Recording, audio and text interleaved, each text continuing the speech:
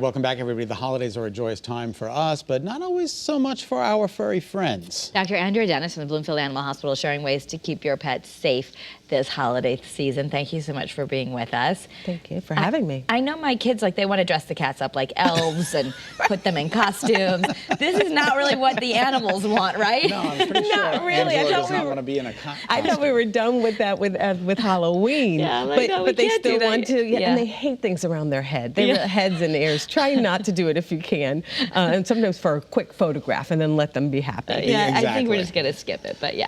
But I think the other thing too is like the big thing this time of year, with the holidays is Christmas trees. And so many of us get live Christmas trees. Yeah, and the first thing, whether it's live or whether you have a fake or artificial Christmas tree, you want to make sure it's very stable for your pets. You want to make sure if a cat jumps into it, it's not going to fall down. Yeah. Some people even have like a nice little wire going up to the ceiling. Absolutely. But when we talk about fresh trees, you want to stay away from pine trees because some people will buy a tree that they can plant later. Aren't most of them pine? Or No. Douglas fir? Yeah, usually the fir or the spruce. Yeah. We rarely have a pine one, but the thing is that there's a relatively new warning about pines because cats can get very sick from the pine trees. What are they doing to it? Clawing it, eating it, Well, or it's rubbing? the needles. Oh, it's the needles, and it's even leading to some liver damage in cats. Wow. Dogs, it's safe, but I would just avoid pine trees if you have pets. Period. Well, even just I'm thinking like we have a lot of pine trees on our property, so you track them in, and so I guess we'd be careful that if those needles are on the floor, that you're sweeping them up a lot. I didn't know that cats could get sick from them. You're exactly right too about the needles, whether they're pine or not.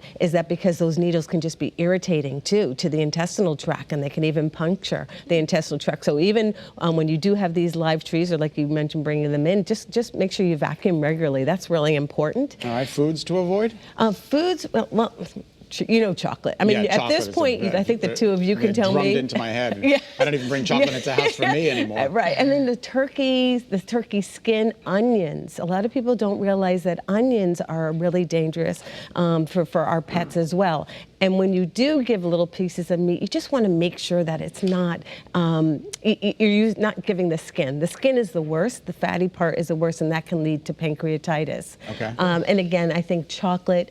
The other thing I'd like to mention is the xylitol. Some people cook with the artificial sweetener, xylitol, and that can also be quite dangerous to the liver of cats and dogs. So you want to be careful. Forgive me, isn't that the same ingredient that's in gum? It is. So that's the other thing. So when people maybe put some sugarless gum in the stockings and then they put it on like the table here, I've had several dogs get into sugarless bubble gum and get very sick from it. And it requires emergency attention. So xylitol, that's the key thing. Anything that has it, you want to avoid if you can.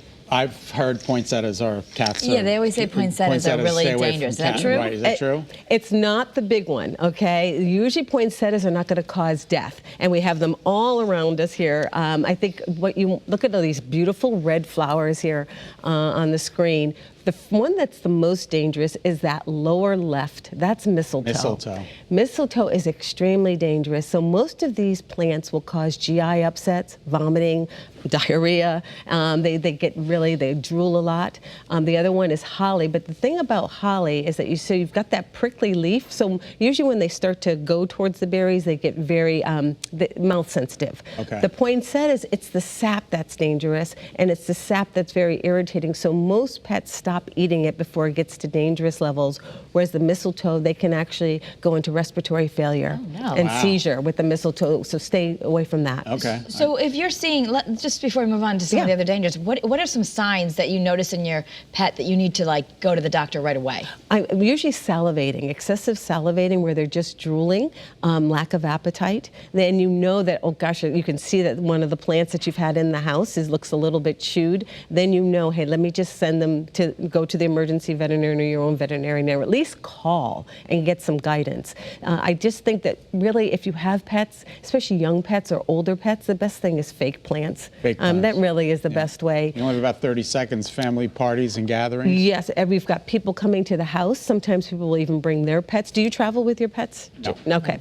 So mainly is that when you do have people coming over, just make sure they don't put their purses on the floor. Make sure that the pets are in a nice, safe area so they don't run out every time the doorbell rings. And that's cats and dogs. Right. So kind of think of it of how am I going to make the house pet friendly and pet safe. Terrific. Well, thank you. You're I didn't know about welcome. the mistletoe. Yes. To learn more about Dr. Dennis and her practice, you can visit Bloomfield Animal Hospital CT.com. That office is on Old Windsor Road in Bloomfield. And you can listen to Dr. Dennis on Pet Talk Saturdays from 2 to 3 on WTIC News Talk 1080. I just passed your office on the way to Food Share. Did you? Oh, yeah, they're right around the corner. Yeah.